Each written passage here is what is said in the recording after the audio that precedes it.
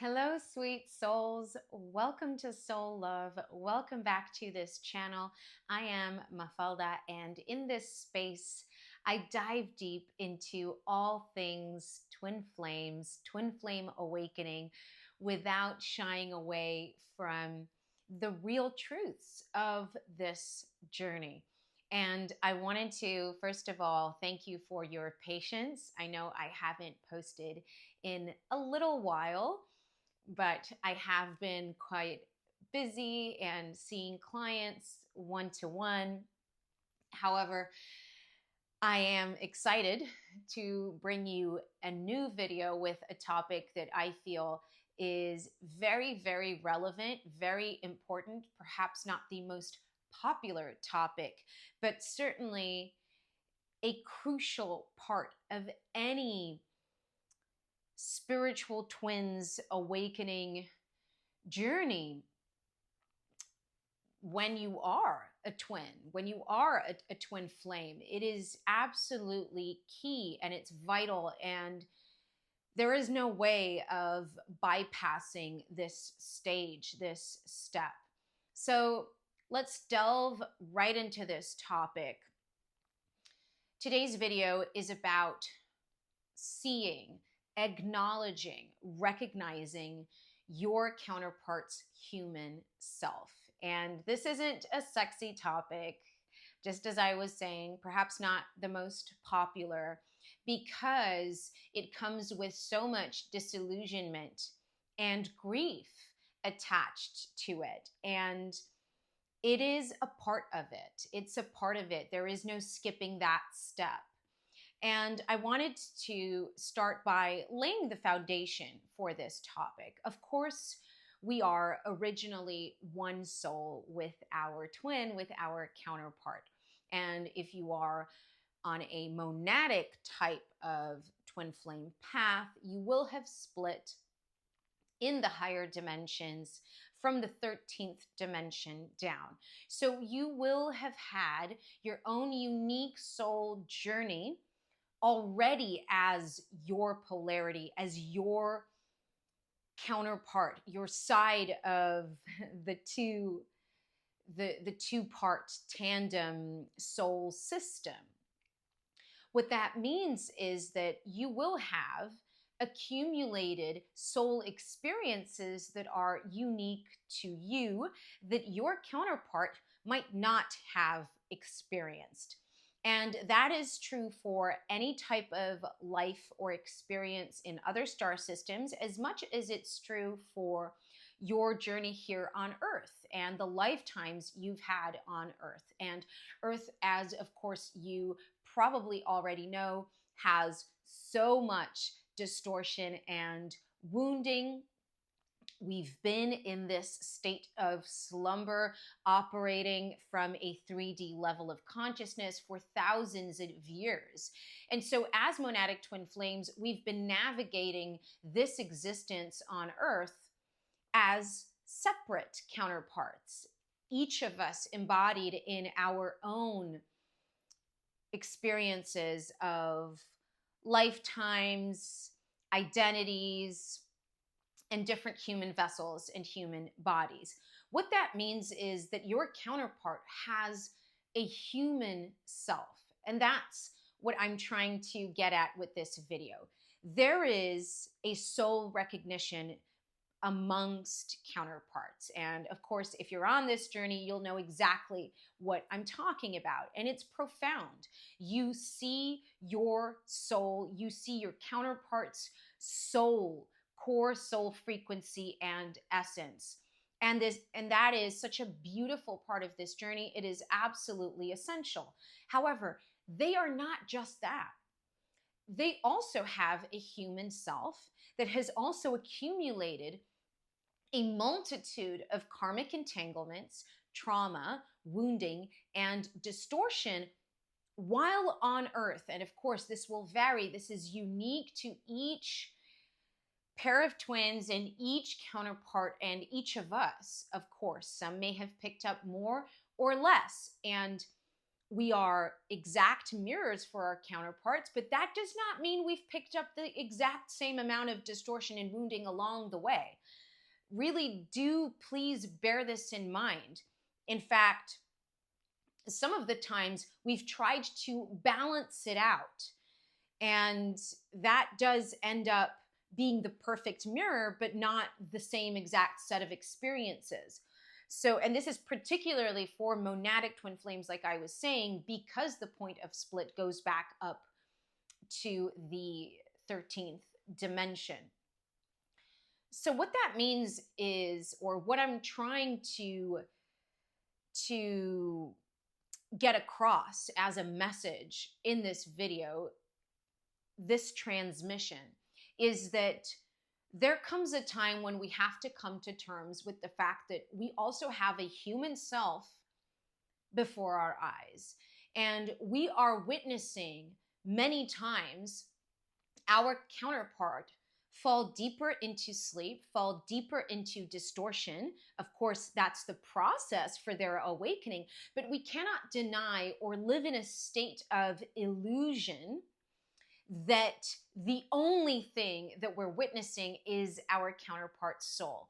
And this is easier said than done, because once we see their true self, once we see their potential, and we have unconditional love for this being that's standing before us, it is quite challenging to come to terms with the fact that more often than not, what they're showing us isn't that potential, isn't the spiritually elevated and awakened version of themselves, but rather the wounded human version of themselves.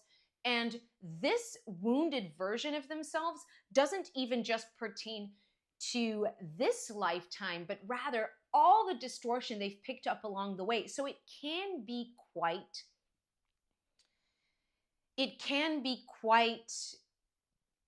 difficult to understand that what we're being confronted with is their shadow, is their ego, not just their ego in this life, but their human self, like I was saying. And so they may behave in quite toxic ways, in cruel ways. They might disrespect you. They might act extremely unconscious. They may project all of this distortion onto you. And of course, that hurts tremendously. And I believe that due to this immense unconditional love that we feel, and also due to the ability to see through all of that, to see past all of that, and also due to the fact that so much content out there shames us for recognizing the very real distortion that's before our eyes, we end up perhaps burying a little bit of that. And we end up withstanding and putting up with certain behaviors that are simply not okay, because we are incarnated in a human existence, a human vessel, and silencing, ghosting, disrespecting, rejecting to such an extent is simply not acceptable. It's not acceptable. And I believe that it's an important part of the journey to come to terms with the fact that that's true. And it really calls us into deeper spiritual and emotional maturity to have the ability to hold that paradox, to hold that nuance, to bear witness to our counterpart and say, I see you. I see the soul in you. I see your potential for what you can embody in this lifetime, but I also see how distorted you are. I also see how wounded you are. And I choose to set boundaries with the human self.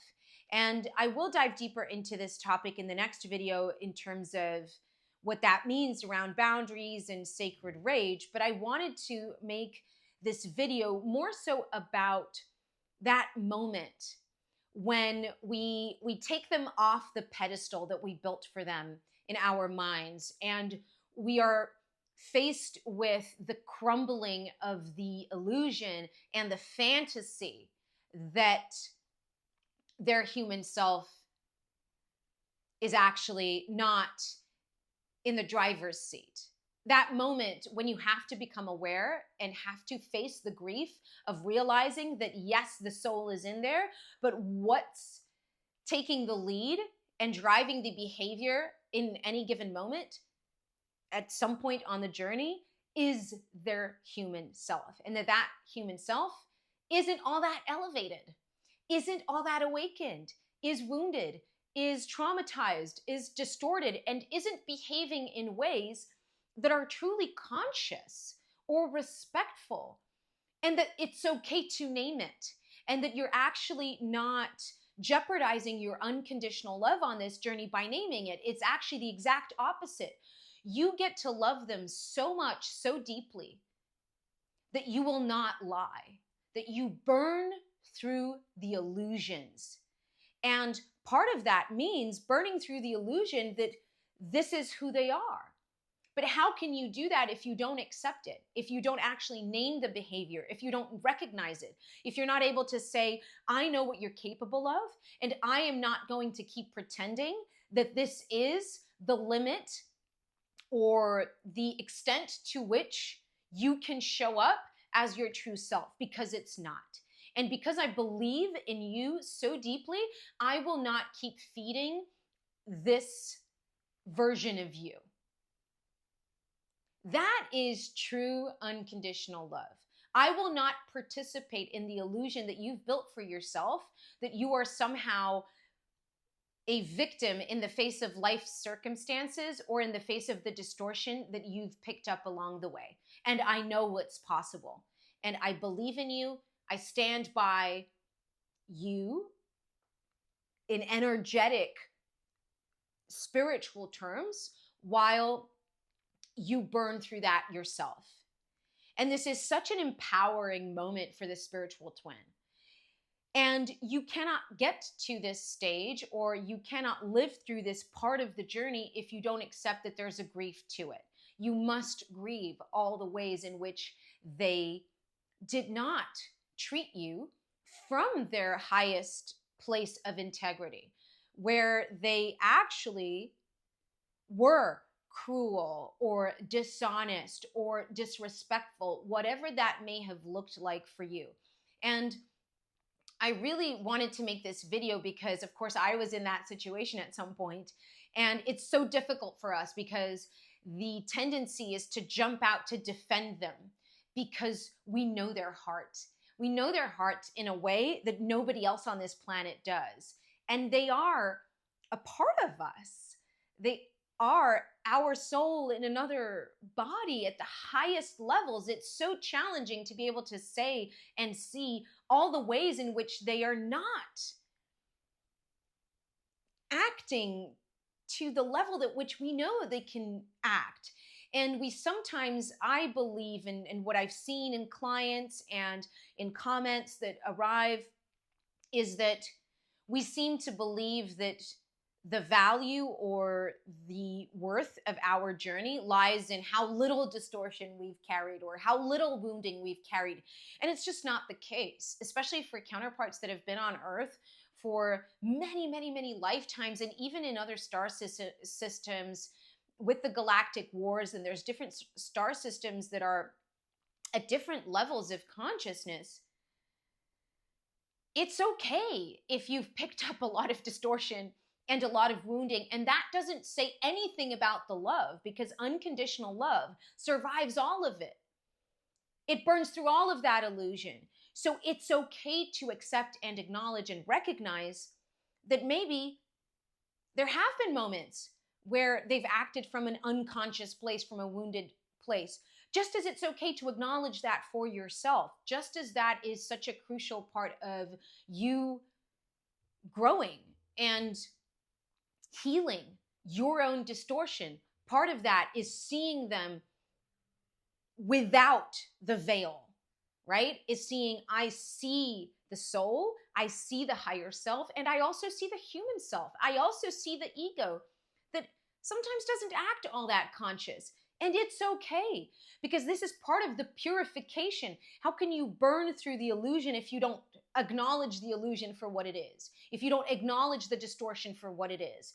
And in fact, it's actually an incredibly vital and essential part of the journey, because we can keep ourselves stuck in cycles of denial and unconsciousness when we're trying to keep this fantasy alive that somehow they are perfect. Well, they wouldn't be incarnated in a human body then. They wouldn't have had a human existences on this planet if that were the case, and other star systems, because it's not like other star systems are always perfect, even though there are many that are much more advanced and at a much higher level of consciousness than Earth. So give yourself permission to face that, to grieve the human part of this journey that has caused us so much pain, and realize that this is actually an essential part, because you're like I said, taking them off that pedestal that you put them up on. And that's actually only in that way can they truly also be forced to look at themselves and look at the ways in which they've behaved toward you that weren't conscious, truthful, respectful, and based in love. So please do let me know in the comments if you resonate with this message, if you have experienced this. I always love to read about your own journeys and stories and experiences. Don't hesitate to reach out if you want one-to-one guidance on this journey. I also wanted to let you know that I have a couple of quantum healing transmissions and activations that are on sale at the moment throughout Virgo season, because this is eclipse season, and it's a really, really potent, impactful window to get this stuff done. So I wanted to offer you that. Don't hesitate to check that out as well if you feel the pull, if you feel the call. All the details and links to that are below, and I wish you all the best. Thank you so much for being here and for watching, and I'll see you very soon in the next video.